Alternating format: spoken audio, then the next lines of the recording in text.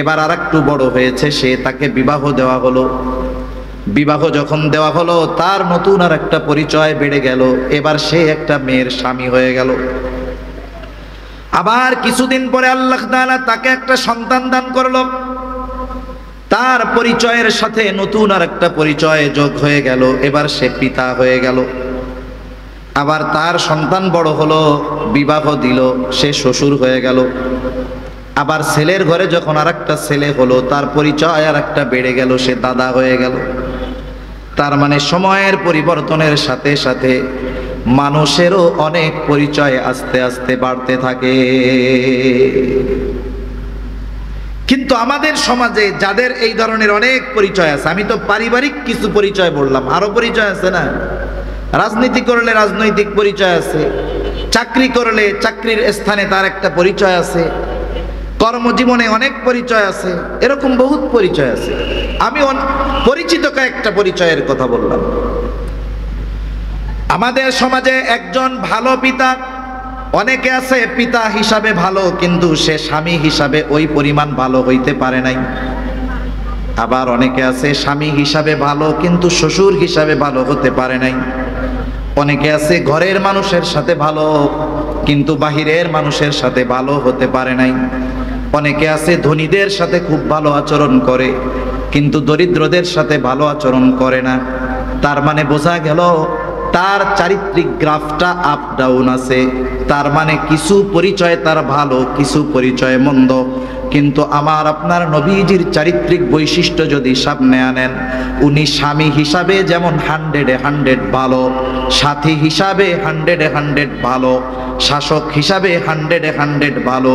তার মানে আমার আপনার নবীকে আল্লাহ তাআলা পরিপূর্ণ উত্তম একটা চরিত্র দান করেছে।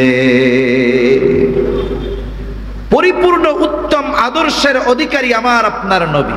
এমন নয় যে উনি কোনো বিষয়ে ওনার একটু ত্রুটি বিচ্যুতি আছে।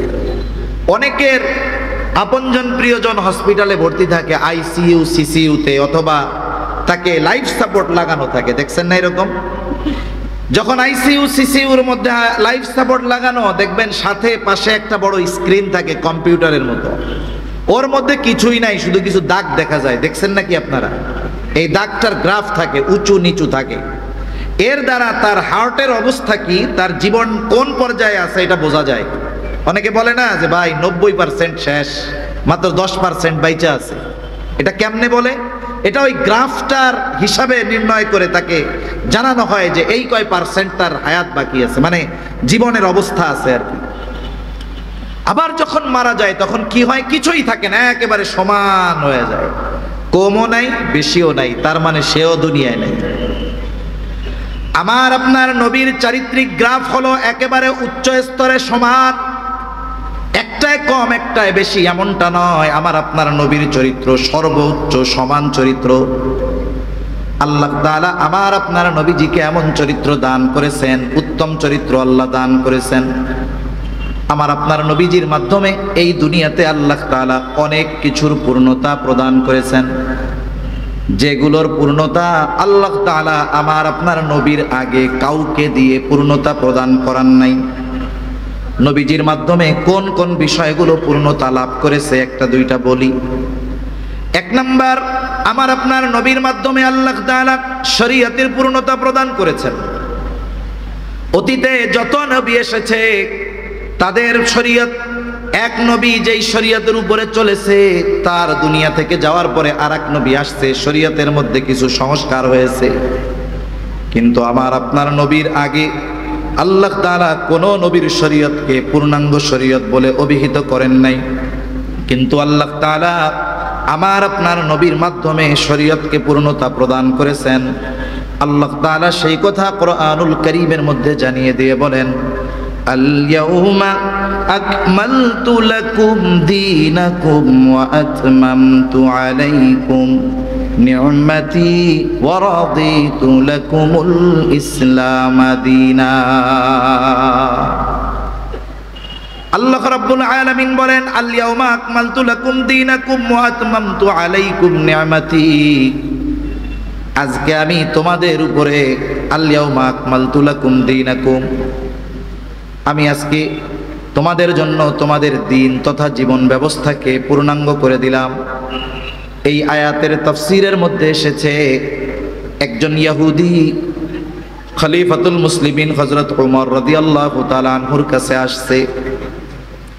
ইহুদি ওমর রাদিয়াল্লাহু তাআলা আনহুর কাছে এসে বলে, ও খলিফাতুল মুসলিমিন, আপনাদের কোরআনে এমন একটা আয়াত আছে যেটা আল্লাহ তাআলা আপনাদের নবীর উপরে নাজিল করেছে, আপনারা তিলাওয়াত করেন। ওই আয়াতটা যদি মূসা আলাইহিস সালামের উপরে নাজিল হইতো, যেই দিন নাজিল হতো ওই দিনটাকে আমরা ঈদের দিন বলে ঘোষণা করে দিতাম। হযরত ওমর রাদিয়াল্লাহু তাআলা আনহু একটু আগ্রহের সাথে বলতেছে, কোন সে আয়াত যেই আয়াত যদি মূসা আলাইহিস সালামের উপরে নাজিল হইতো তোমরা সেই দিনটা ঈদের দিন বানায় ফেলতা?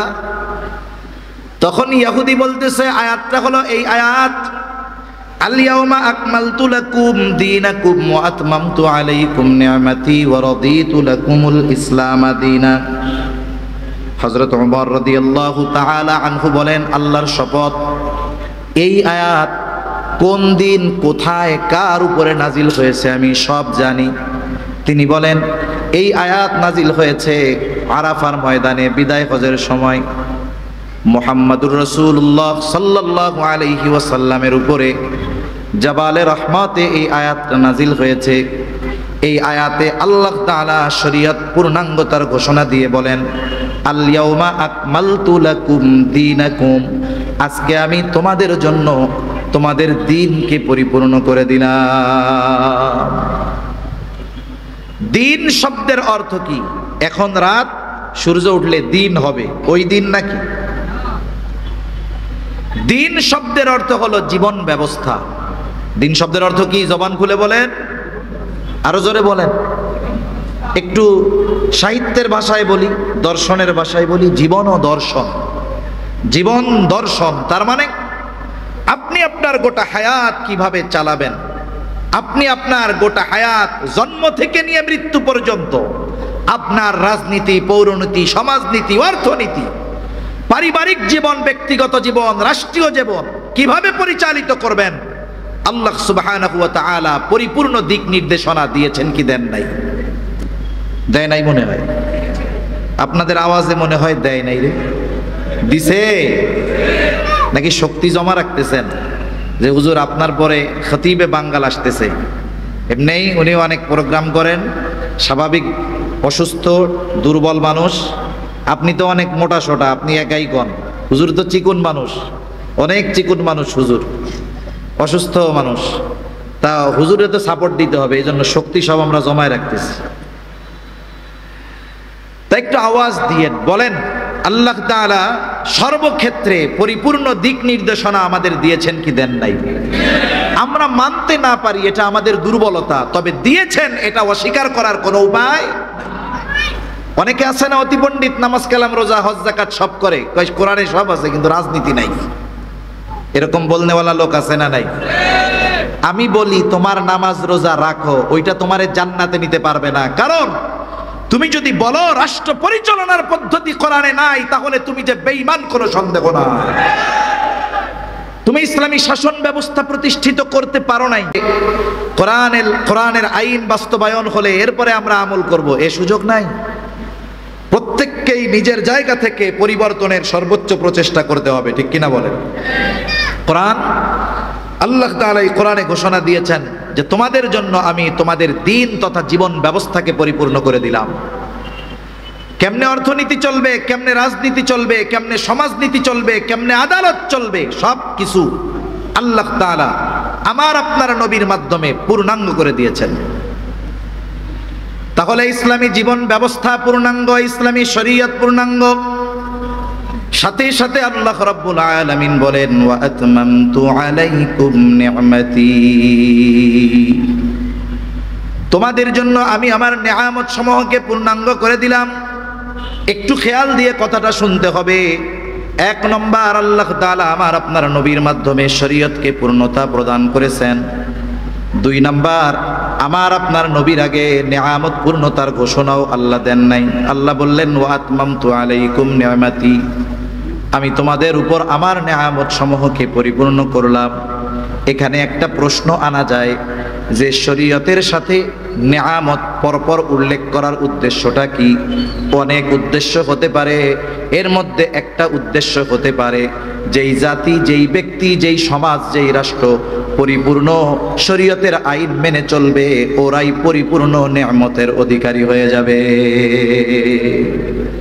এ দুনিয়াতে আমরা যতটুকু নেয়ামত পাই এটা আল্লাহ প্রদত্ত পরিপূর্ণ নেয়ামতের কিয়দাংশ বললে চলে, একেবারে অল্প, কিছুই না। এটাই দেখে আমরা অনেক সময় কাফেরদের ব্যাপারে, কাফেরদের অবস্থা দেখে আশাহত হয়ে যায়। কত উঁচু উঁচু অট্টালিকা, কত আধুনিক জীবন ব্যবস্থা, তাদের প্রযুক্তির উৎকর্ষতার শীর্ষে পৌঁছে গেছে আমেরিকা। এটা দেখে আমরা আশাহত হয়ে যাই যে আমরা মুসলমানেরা কত দুর্বল।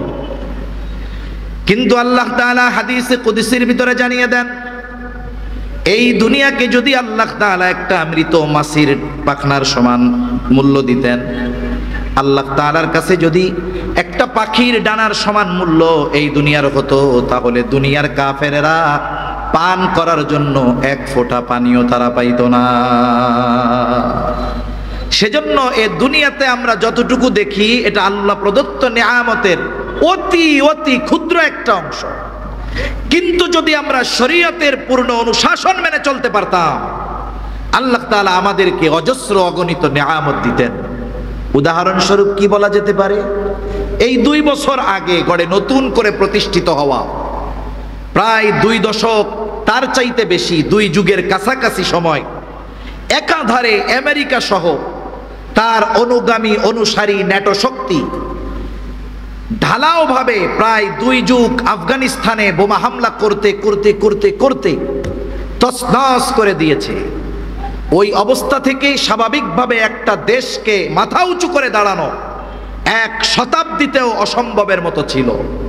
তাদের যে রিজার্ভ ছিল সব টাকা পয়সা নিয়ে আমেরিকা চলে গেছে, খালি হাতে রিক্ত হস্তে তাদেরকে দেশটা দিয়ে চলে গেছে।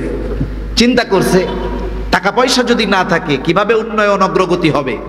কিন্তু মনে রাখতে হবে, যারা আল্লাহ তাআলাকে ভয় করে, আল্লাহ তাআলার উপরে দৃঢ়ভাবে ঈমান আনে, আল্লাহ তাআলা আসমান জমিনের বরকত রহমতের দরজা তাদের জন্য খুলে দেয়। আল্লাহ তাআলা কোরআনুল কারীমের মধ্যে বলেন, ওয়ালাউ আন্না আহলাল কুরা আমানু ওয়াত্তাকাউ লাফাতাহনা আলাইহিম বারাকাতিম মিনাস সামাই ওয়াল আরদ। আল্লাহ তাআলা বলেন, ওয়ালাউ আন্না আহলাল কুরা আমানু ওয়াত্তাকাউ। যদিও আয়াত নাজিল হওয়ার কারণটা ভিন্ন, কিন্তু মুফাসসিরিনে কেরাম বলেন এর ফজিলত সবার জন্য। ওই জনপদের অধিবাসীরা যদি ঈমান আনে, আমানু ওয়াত্তাকাউ, আল্লাহর প্রতি যদি ঈমান আনে আর আল্লাহ তাআলাকে যদি যথাযথ ভয় করে, খোদা ভীরুতা অর্জন করে, পরহেজগারিতা অর্জন করে, অবলম্বন করে, লাভ কি হবে? আল্লাহ তাআলা বলেন, লাফাতাহনা আলাইহিম বারাকাতিম মিনাস সামাই ওয়াল আরদ। আল্লাহ তাআলা বলেন, অবশ্যই আমি তাদের জন্য আসমান এবং জমিনের বরকতের দরজা সমূহ খুলে দিব। লাফাতাহনা আলাইহিম বারাকাতিম মিনাস সামাই ওয়াল আরদ। আল্লাহ বলতেছেন অবশ্যই আমি আসমান এবং জমিনের বরকতের দরজাগুলো খুলে দিব। শর্ত কি? ঈমানের মতো ঈমান আনতে হবে, সর্বোচ্চ খোদাভীরুতা অর্জন করতে হবে, তাকওয়াওয়ালা হতে হবে। কিন্তু খালি হাতে যাদের হাতে রাষ্ট্রের দায়িত্ব দিয়ে গিয়েছে, আশা করা যায় এই পৃথিবীতে বর্তমান সময়ে এই 2টা গুণ সবচাইতে বেশি তাদের মধ্যে ছিল, ঠিক কিনা বলেন? যার কারণে কি হয়েছে, 2 বছর লাগে নাই। আজকে অর্থনীতির অগ্রগতি তাকিয়ে দেখেন, আজকে বাংলাদেশের অর্থের যেই মান তার চাইতে দ্বিগুণ মান বেশি আফগানিস্তানের অর্থের। দিন যাচ্ছে, রাষ্ট্রীয় অবকাঠামো উন্নত হচ্ছে, প্রযুক্তিগত উন্নতির দিকে তারা এগিয়ে চলছে। এর কারণ কি? তারা যতদূর সম্ভব শরীয়তের পূর্ণাঙ্গ অনুসরণ করার চেষ্টা করতেছে। তার মানে শরীয়ত আমাদের মধ্যে যতটুকু আসবে, আল্লাহ তাআলার পক্ষ থেকে নেয়ামত ওই পরিমাণে আসবে। শরীয়ত আপনি 1% মানবেন, নেয়ামত 1% আসবে। শরীয়ত 100% মানবেন, আমরা যদি মানতে পারি 100%, নেয়ামতও আল্লাহ তাআলা 100% দিবেন। সুবহানাল্লাহ বলেন। এজন্য আল্লাহ তাআলা শরীয়ত পূর্ণতার সাথে সাথে নেয়ামত পূর্ণতার ঘোষণা দিয়েছেন, এটা জানানোর জন্য যে দুইটাই তো পূর্ণাঙ্গ। তোমরা পূর্ণাঙ্গ অনুশাসনের মধ্যে আসো, তাহলে আমি আল্লাহ তোমাদেরকে পূর্ণাঙ্গ নেয়ামত প্রদান করব। আমি যে আলোচনার থেকে এত দূর গেলাম আর কি, যে আমার আপনার নবীর মাধ্যমে আল্লাহ তাআলা গুরুত্বপূর্ণ কিছু বিষয়ের পূর্ণতা প্রদান করেছেন, যা আমার আপনার নবীর আগে অন্য কোন নবীর মাধ্যমে আল্লাহ তাআলা সেই পূর্ণতা প্রদান করার নাই। তাহলে আমাদের খেয়াল রাখতে হবে, 1 নাম্বার, আমার আপনার নবীর মাধ্যমে শরীয়ত পূর্ণতা লাভ করেছে। 2 নাম্বার, আমার আপনার নবীজির মাধ্যমে নেয়ামত পূর্ণতা লাভ করেছে। 3 নাম্বার, আমার আপনার নবীজির মাধ্যমে আল্লাহ তাআলা নবুয়তকে পূর্ণতা প্রদান করেছেন। কারণ আমার আপনার নবীর আগে যত নবী দুনিয়ায় এসেছে, কেউ ছিল কোনো আঞ্চলিক নবী, কোনো গোত্রের জন্য নবী, ভাষাভিত্তিক নবী, নির্দিষ্ট এলাকার জন্য নবী। কোরআনুল কারীমের মধ্যে আল্লাহ তাআলা 25 জন নবী রাসূলের কথা বলেছেন, কিন্তু মুফাসসিরিন মুহাদ্দিসিনে কেরাম বলেন 1 লক্ষ মতান্তরে 2,24,000 পয়গম্বর নবী রাসূল আল্লাহ দুনিয়ায় পাঠিয়েছেন। কাউকে পাঠিয়েছেন 2-3 জনের জন্য নবী করে, এমনও হয়েছে। আল্লাহ তাআলা কোরআনুল কারীমে কয়েকজন নবীর কথা উল্লেখ করে বলেন, যেমন একজন নবীর নাম হলো হুদ আলাইহিস সালাম। আল্লাহ রাব্বুল আলামিন বলেন, ওয়া ইলা আদিন আখাহুম হুদা। আল্লাহ তাআলা বলেন, আমি আদ গোত্রের জন্য তাদের ভাই হুদ আলাইহিস সালামকে প্রেরণ করলাম। ওয়া ইলা সামুদ আখাহুম সালিহা। আল্লাহ তাআলা বলেন, সামুদ গোত্রের জন্য আমি তাদের ভাই সালেহ আলাইহিস সালামকে প্রেরণ করলাম। ওয়া ইলা মাদিয়ানা আখাহুম শুআইবা। মাদিয়ানবাসীর জন্য আল্লাহ প্রেরণ করলেন শুআইব আলাইহিস সালামকে। কত বড় জলিলুল কদর পয়গম্বর মুসা আলাইহিস সালাম। পবিত্র কোরআনুল কারীমের মধ্যে সবচাইতে বেশি বার মুসা আলাইহিস সালামের কথা আসছে, প্রায় 162 বার। মুসা আলাইহিস সালাম কত জলিলুল কদর পয়গম্বর, আল্লাহ তাআলার সাথে সরাসরি তিনি কথা বলতেন। আল্লাহ তাআলা বলেন, ওয়া কাল্লামাল্লাহু মুসা তাকলিমা। আল্লাহ তাআলার সাথে সরাসরি কথা বলতেন মুসা আলাইহিস সালাম। জলিলুল কদর পয়গম্বর মুসা আলাইহিস সালাম বনি ইসরাইলদের নবী। বনি ইসরাইলদের থেকে যারা ইহুদি, তারা বলে শুধু আমাদের নবী। ইহুদিদের দাবি হলো শুধুমাত্র আমাদের নবী। হযরত ঈসা আলাইহিস সালাতু ওয়াস সালাম কত বড় জলিলুল কদর পয়গম্বর, পিতাবিহীন আল্লাহ তাআলা তাকে দুনিয়ায় পাঠাইছে। আল্লাহ তাআলার কত বড় কুদরত, মাতৃকোড়ে থাকা অবস্থায় নিজের নবুয়তির খবর উম্মতরে জানায় দিছে। যখন ঈসা আলাইহিস সালাম মায়ের গর্ভে আসছে, ভূমিষ্ঠ হওয়ার সময় হয়ে গেছে, লম্বা ইতিহাস। সর্বশেষ কথা হলো ঈসা আলাইহিস সালাম দুনিয়ায় আসলেন। এইবার মারিয়াম আলাইহিস সালাম কোলে নিয়ে ঈসা আলাইহিস সালামকে তার গোত্রের লোকের কাছে আসছে। সবাই জানে মারিয়ামের কারো সাথে বিবাহ হয় নাই। স্বাভাবিকভাবে যেই মেয়ের বিবাহ হয় নাই, কারো সাথে মেলামেশা হয় নাই, সন্তান হইল, তার মানে স্বাভাবিকভাবে এটাকে সবাই খারাপ দৃষ্টিতে দেখবে। যখন বাচ্চা কোলে নিয়ে মারিয়াম আলাইহিস সালাম আসছে, তার কওমের লোকেরা বলতেছে, ইয়া উখতা হারুন মা কানা আবুকি ইমরাআ সাউইন ওয়া মা কানাত উম্মুকি বাগিয়া। হে হারুনের ভগ্নী, মা কানা আবুকি ইমরাআ সাউইন ওয়া মা কানাত উম্মুকি বাগিয়া। তোমার বাপ তো খারাপ মানুষ না, তোমার মাও তো এরকম সীমা লঙ্ঘনকারী ছিল না, খারাপ চরিত্রের ছিল না। তার মানে বলতে চায় বাচ্চা তুমি কোথায় পাইলা? এমত অবস্থায় মারিয়াম আলাইহিস সালাম কোনো কথা বলেন না, ইশারা দিলেন কোন দিক? ফাশারাত ইলাইহি। ছোট যেই বাচ্চাটা কোলে, তার দিকে ইশারা দিয়া কয়, আমাকে কিছু জিজ্ঞেস করো না, এরে সব কিছু জিজ্ঞেস করো। এখন বলেন তো, সদ্য ভূমিষ্ঠ বাচ্চা, ও তো ঠিক মতো কান্নাও করতে পারে না। জিজ্ঞাসা করতে বলে ওই বাচ্চারে। মারিয়াম আলাইহিস সালাম চুপ, ইশারা দিছে আমারে কিছু জিজ্ঞাসা কইরো না, সব কিছু এরে জিজ্ঞাসা করো। এবার তারা বলে, ক্বালু কাইফা নুকাল্লিমু মান কানা ফিল মাহদি সাবিয়্যা।